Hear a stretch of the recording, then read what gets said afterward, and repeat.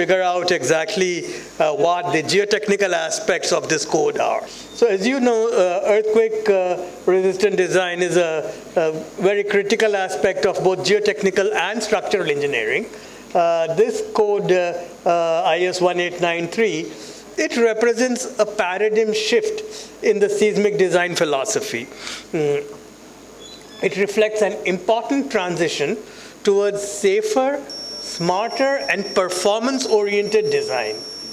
It's based upon the updated seismic hazard studies. It offers a more realistic representation of the earthquake forces across India. It aligns the Indian practices closer to the global standards. It's a responsible seismic design.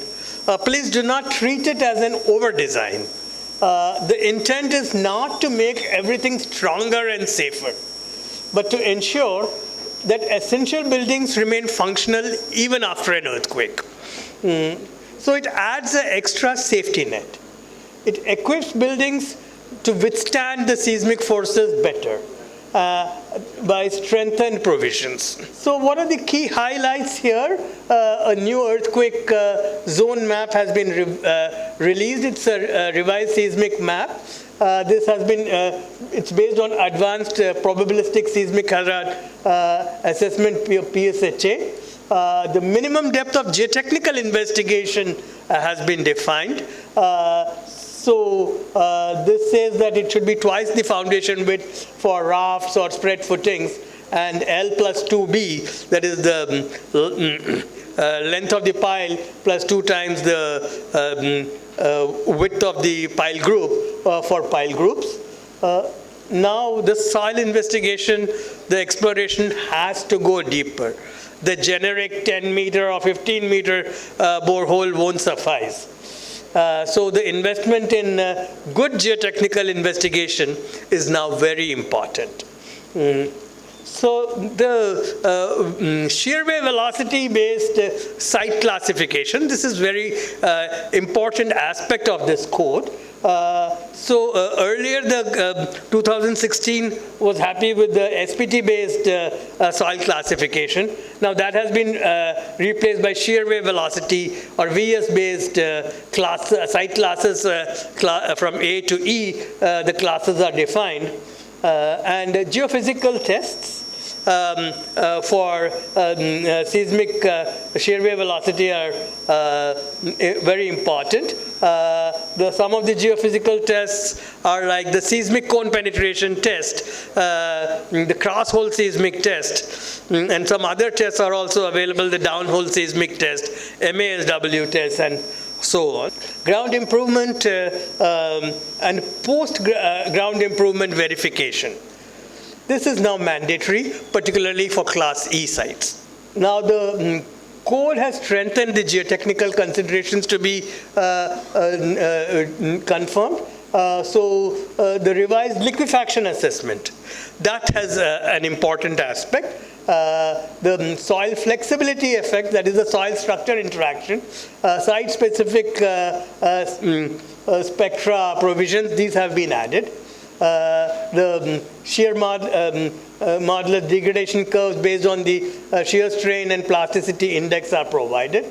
There is an enhanced liquefaction assessment based on, there's a new method based on the Bollinger and Idris 2014 method, which has now been adopted internationally. That has been used earlier as it was the Idris and Bollinger approach.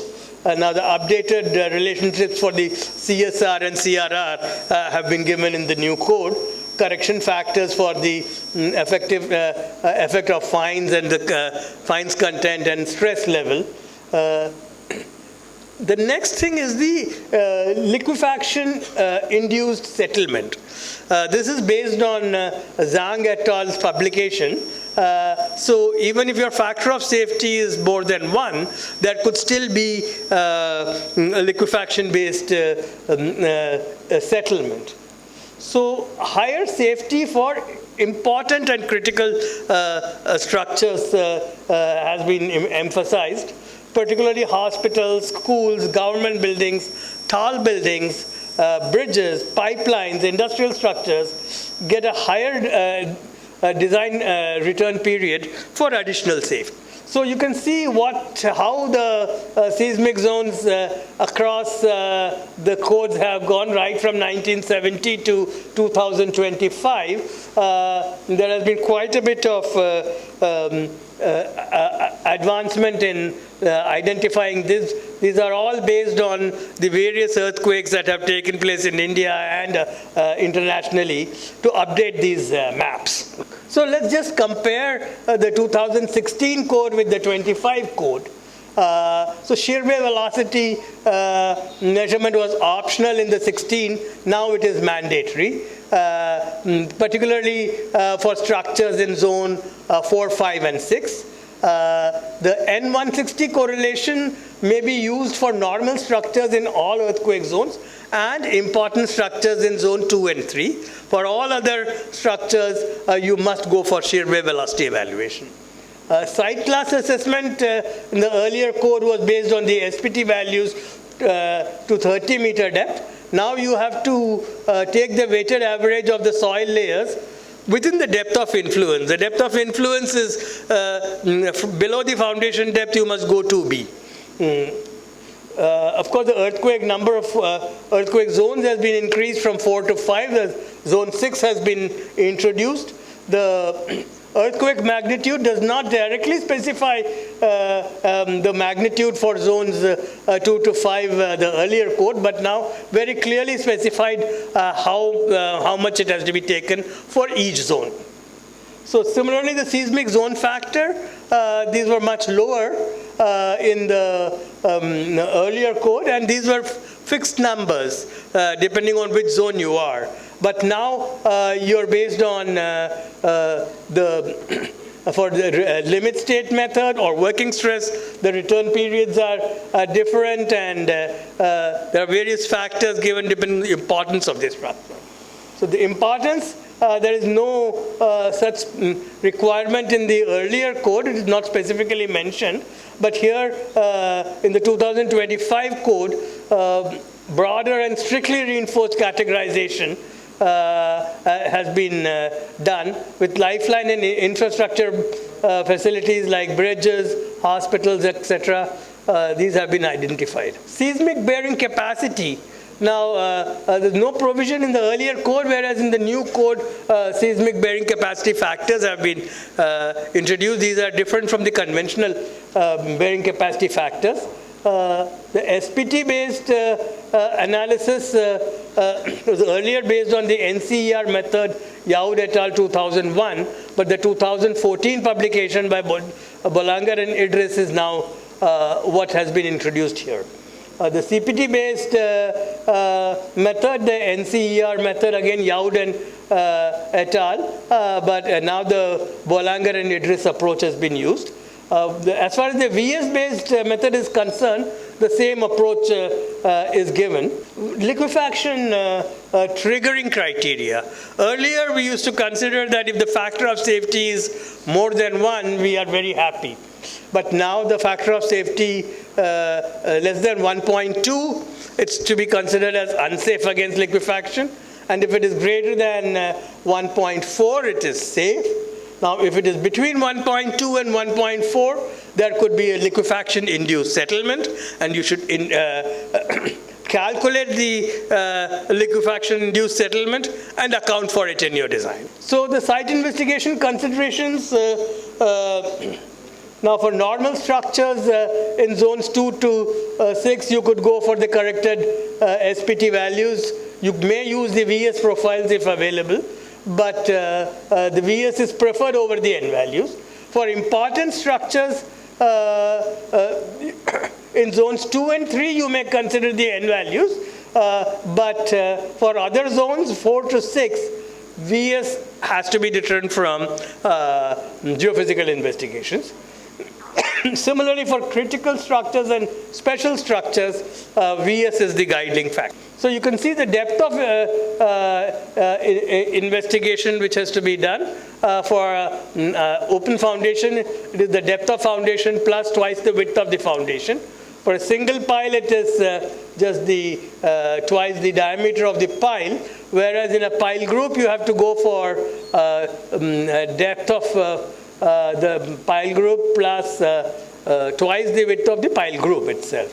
And as far as well foundation is concerned, you have to go twice the width of the well, diameter of the well. So site class assessment, you have A, B, C, D, E, 5 classes, and if 1500 meters per second is class A, and so on.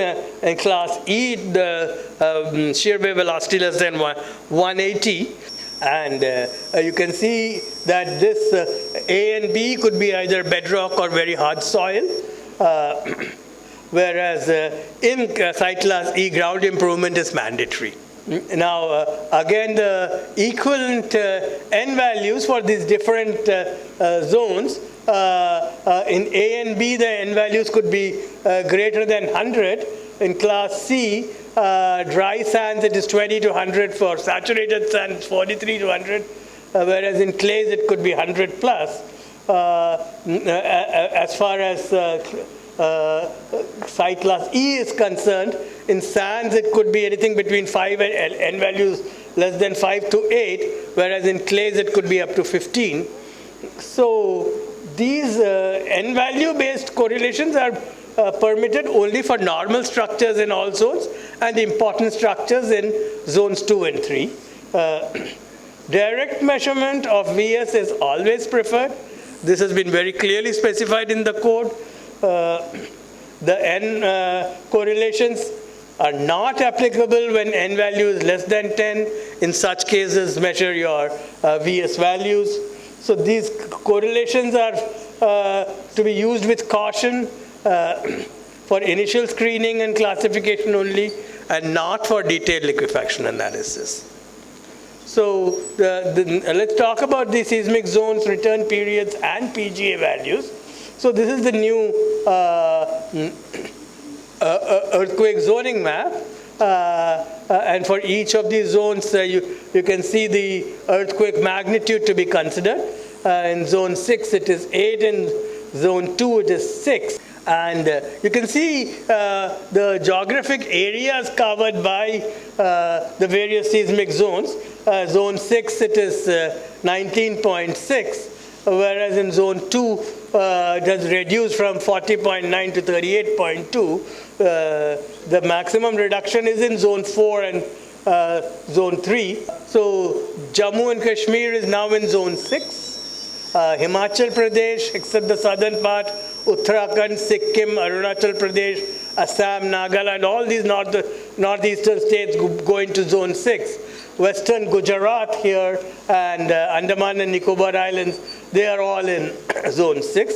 So you have to now be prepared and stay safe, follow the updated code, and make sure that you comply with the requirements. So the various categories of structures, you have the normal structures, important structures, critical structures, and special kind of structures. So now these are based on, tall buildings are all important structures. So for the limit state analysis, you would be using a return period of 975, whereas for working stress methods, you would be using 275 years. Similarly, bridges, when we talk about them, large critical bridges with in all seismic zones which are longer than 1 kilometer long across perennial rivers and creeks, bridges where alternative routes are not available. So the important factors go up accordingly. Now let's look at the zones in each of the different zones. For normal structure, what is the zone factor? So for normal structures, it's 0.075 to 0.5. For important structures, the zone factor increases from 0.1 to 0.6. Critical structures, again the numbers increase, and for special structures, it's even more. It could go up to 0.94 for zone 6. These are some of the important cities in the country. Hyderabad is in zone 2, Chennai zone 3, Kolkata moved up from zone 3 to zone 4, Delhi NCR stays in zone 4, Amritsar has moved from zone 4 to zone 5, Bhuj has gone from zone 5 to zone 6, Guwahati has gone from zone 5 to zone 6. So everywhere now these peak ground accelerations, they have all increased substantially. Like for Guwahati, from 0.36, even the normal structures, it's gone up to 0.5, and for critical, it's 0.75 G. With this background, I will present a case study. This is a bridge across the Brahmaputra River in Guwahati. So this is the alignment of the bridge over the Brahmaputra River. It's connecting Palasbari to Sulkachi in eastern edge of Guwahati. So the bridge details, it's a 4-lane PSU bridge with multi-span extra dose units. Length is 3.6 kilometers, the width is 28 meters.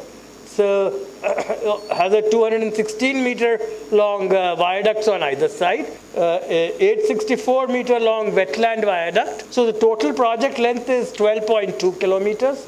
Starts from Kaita Siddhi on the south bank, crosses the river and terminates at Sulkachi Road on the north bank. So after the initial investigation was done by the client to assess the seismic, the shear wave velocity and all, we did some seismic cone penetration tests to 40-meter depth or refusal. The boreholes had been done by the client to 45-meter depth. So we analyzed the seismic cone results as well as the SPT data to assess the liquefaction potential on site. So this is the locations. So I'll just be comparing one seismic cone penetration test which has been done along the alignment.